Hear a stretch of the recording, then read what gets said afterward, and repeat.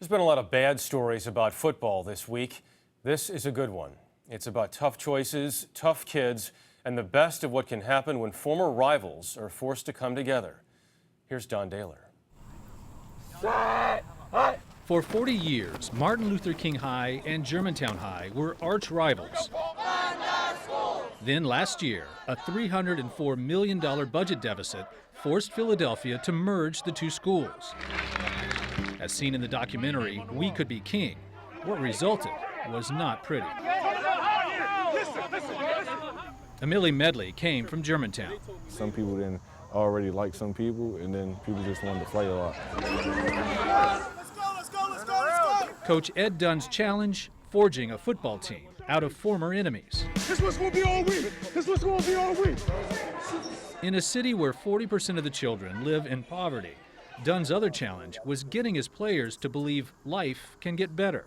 What football allows us to do is give these kids something to do that's positive, that's associated with school. Let's go. With no money to maintain it, the practice field is mostly dirt.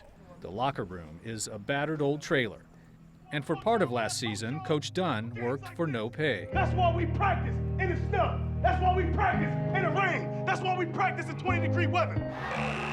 Yet after losing their first two games last year, Dunn's passion began to pay off.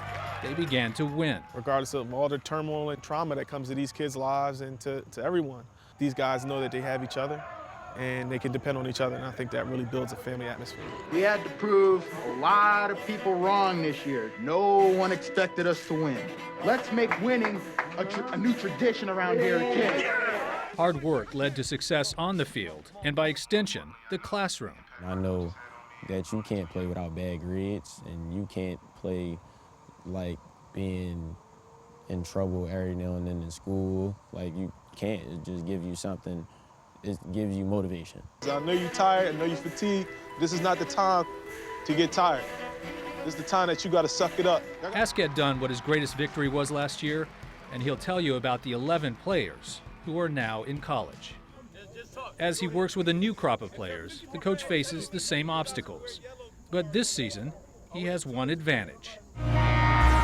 This season, his players, his school, his city know what's possible. Despite the odds, they can be champions. Don Dahler, CBS News, New York.